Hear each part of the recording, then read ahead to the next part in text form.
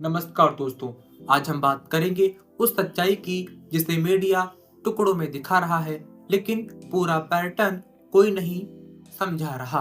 दोस्तों, 2025 खत्म होते होते और 2026 की शुरुआत में दुनिया के कई हिस्सों में जो कुछ हुआ वह इशारा करता है कि वैश्विक राजनीति अब एक खतरनाक मोड़ पर पहुंच चुकी है।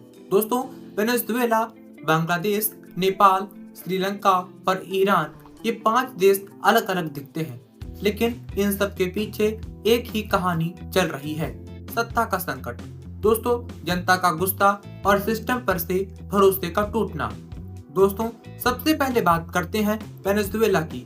दशकों से जिस देश को तानाशाही, तेल राजनीति और अमेरिका विरोधी नीतियों का गढ़ माना जाता था, वही अचानक राष्ट्रपति निकोलस मादुरो को अमेरिकी हस्तक्षेप के बाद हिरासत में लिया गया है।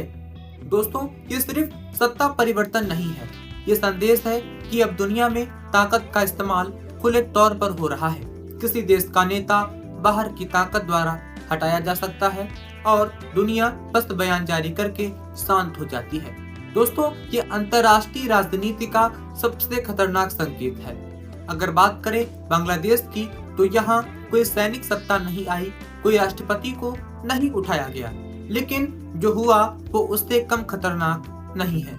लगातार राजनीतिक हिंसा, युवाओं में गुस्सा, चुनावी अविश्वास और लोकतंत्र पर सवाल। दोस्तों, दिसंबर 2025 में हुए बड़े विरोध प्रदर्शन किसी एक घटना की वजह से नहीं थे, ये सालों से जमा हो रही नफरत और निराशा का विस्फोट था।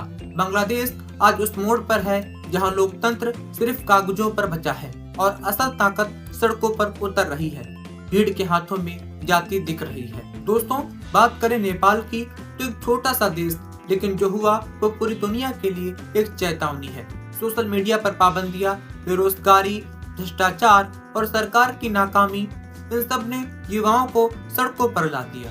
दोस्तों, विरोध इतना उग्र हुआ कि संसद तक पर हमला हो गया और आखिरकार सरकार गिर गई। फिर नेपाल अंतरिम सरकार के सहारे खड़ा है और मार्च 2026 में चुनाव की तैयारी कर रहा है। लेकिन असली सवाल ये है कि क्या सिस्टम पर जनता का भरोसा वापस आ पाएगा या फिर से अगली अस्थिरता की शुरुआत है। चलिए दोस्तों, अब बात करते हैं श्रीलंका की। यहाँ कहानी थोड़ी अलग है, लेकिन दर्द वही है। पहले से ही कर्ज, महंगाई और बेरोजगारी से जूझ रहा है देश, और फिर कुदरत का कहर, बाढ़, भूस्खलन, भारी बारिश, हजारों लोग बेघर, अर्थव्यवस्था चरमरा चुकी है।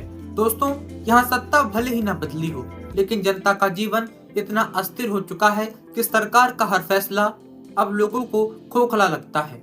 जब राजनीति और प्रकृति दोनों साथ में मारती हैं, तो देश को संभालना लगभग नामुमकिन हो जाता है। दोस्तों, अब बात करते हैं ईरान की। वो देश जहां सालों से दबा हुआ गुस्सा अब खुलकर सड़कों पर है। महंगाई, बेरोजगारी, मुद्रा का गिरना, ये सब अब सिर्फ आर्थिक मुद्दे नहीं रहे। विरोध अब साफ तौर पर राजनीतिक हो चुका है।